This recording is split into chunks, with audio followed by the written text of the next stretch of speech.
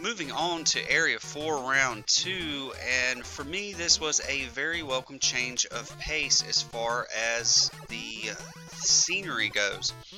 And if you remember one of my previous videos, I made a statement saying that if you had played all of Area 1, you had seen everything or close to everything that the game has to offer.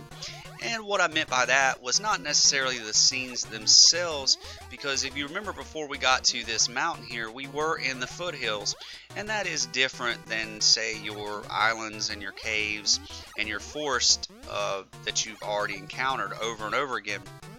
What I meant was the color palettes and the textures.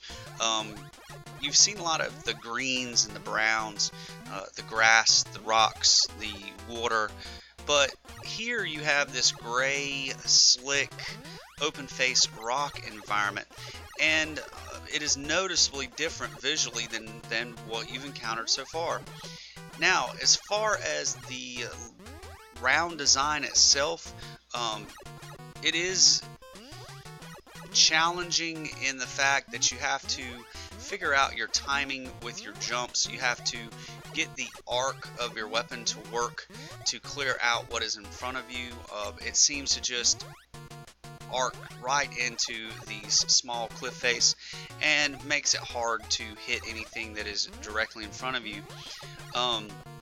The enemies themselves, such as these birds here, they're not very difficult in this round. Most everything I was able to easily take out, or even more easily avoid, such as these birds that I just couldn't seem to hit, or these bats that I'm coming up on. All of these enemies just seem so easy to avoid, and if you just take your time and go slow, they didn't pose much of a threat.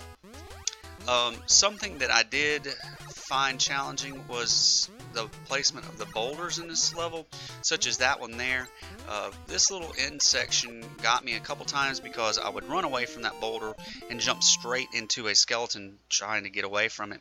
So, visually, a welcome change of pace, but overall not a very difficult round at all.